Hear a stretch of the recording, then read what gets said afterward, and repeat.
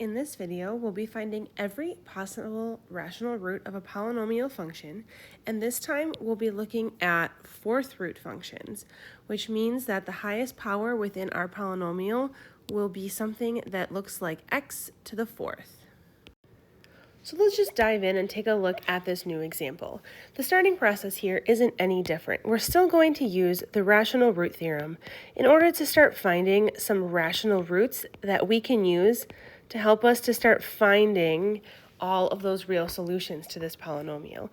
And remember, using the rational root theorem, we're going to find all the factors of 21, which are 1, 3, 7, and 21, and we're going to divide them by all of the factors of 2, which are 1 and 2. So we're going to start off by finding all of the possible rational roots that might exist here, and then we'll just start testing them out and seeing what we can find. So we're going to start off with 1 over 1, which is just 1. Then we have 1 over 2, which is 1/2. Then we have 3 over 1, which is 3. 3 over 2, which is still 3 over 2. So we have no repeated roots so far. Then we have 7 over 1, which is just 7. 7 over 2, which is 7 over 2. These could also be set equal to 1.5 and 3.5 if you like those better, if you want to divide them out, because they do divide nicely.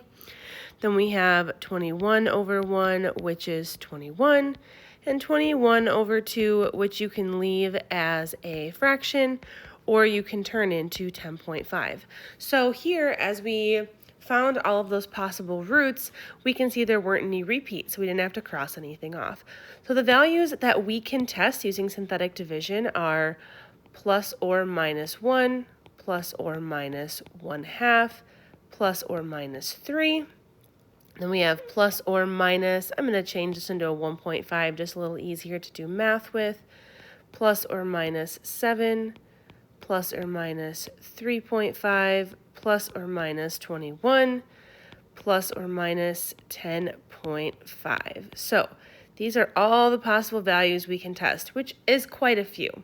So you can see how when we get more factors of p here, that does start to complicate things, because now we have quite a few factors that we need to test in order to start finding some rational roots. So you're allowed to start with whatever you like. I like to start with the integers and then the ones that don't contain the decimals, just because I think those are easier to perform synthetic division on. So I'm just going to start here with the ones, and I'm going to test out and see if 1 or -1 results in synthetic division having a remainder of 0. So we're going to start here with just +1. And then remember, we have 2, 9, -3, -29, and 21. So we're going to bring this down. We have 2. 2 times 1 is 2. So those add down to be 11 times 1 is 11. They add down to be 8 times 1 is 8. They add down to be -21, and times 1 is -21, add down to be 0. So we got really lucky here. 1 is a rational root, which means that x minus 1, remember it's the opposite as it goes into its factored form, is a factor. So what we can do here is we can write this with just one factor in here, and then use this piece right here to write the unfactored piece that is left. So we're going to rewrite this f of x value here as f of x is equal to, we've taken our value that works with synthetic division and turned it into a factor. So that's x minus 1. And then remember here, this is your constant value, your x term, your x squared, and your x to the third. So here we're going to have 2x to the third plus 11x squared plus 8x minus 21. So we've now written this with one factor. And what we're going to do from here is we're actually going to test this further. We're going to say, okay, now that we have one factor, we can't use any of our quadratic solving strategies yet, like factoring or the quadratic formula or anything else, because we have a cubed still in this problem. So what we're going to do is we're going to continue testing out these rational roots that we found and look for another one. Now, because we are trying to get this piece factored further, and we already know that x minus 1 is a factor, we're going to use the rational root theorem on this little unfactored piece that is remaining.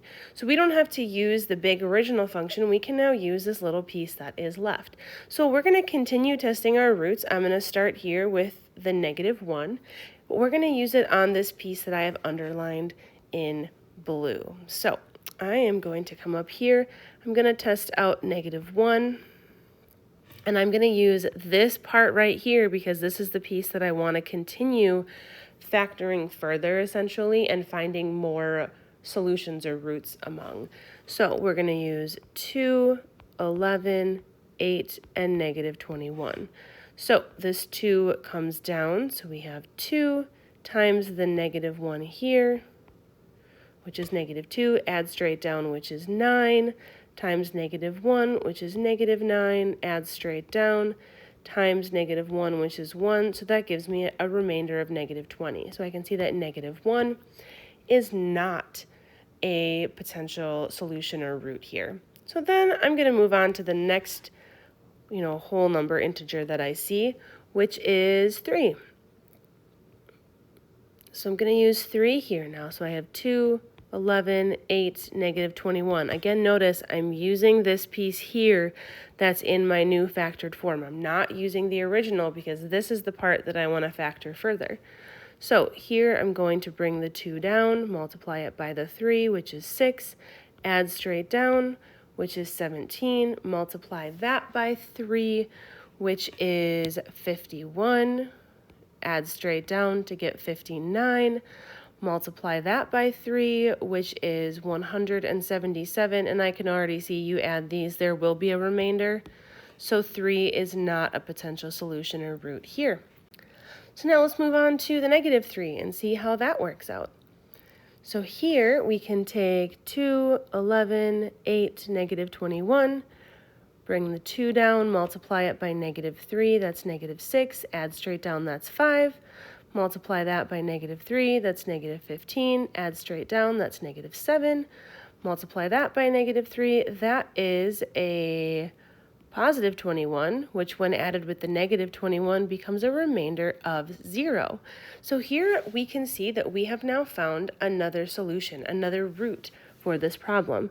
So -3 is a solution, or what's called a rational root, for this problem because it has a remainder of 0 with synthetic division. And what this means is that the opposite of -3, so x plus 3, is a factor, which means we can now take this whole chunk here and we can factor it further. So we now know 2 of the factors. We now know x minus 1 and x plus 3. And then this piece right here tells us what's in this last parenthesis.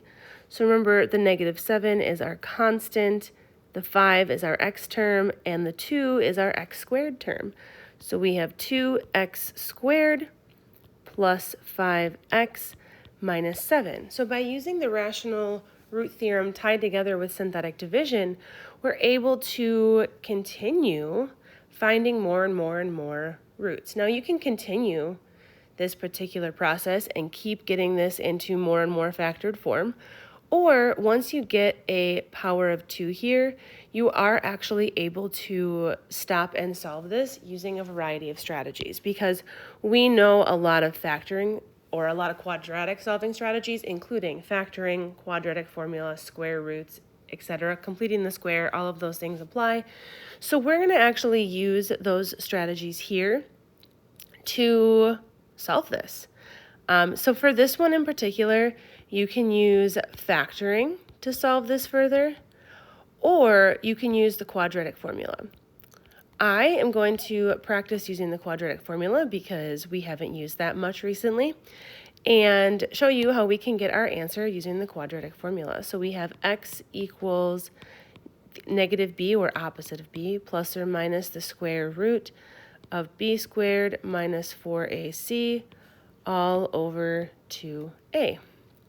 So essentially what we can do here is we can take our b value, which is 5, our a value, which is 2, and our c value, which is negative 7, and we can plug them into the quadratic formula. Again, factoring will work here as well. I'm just choosing to use the quadratic formula to solve this at the very end.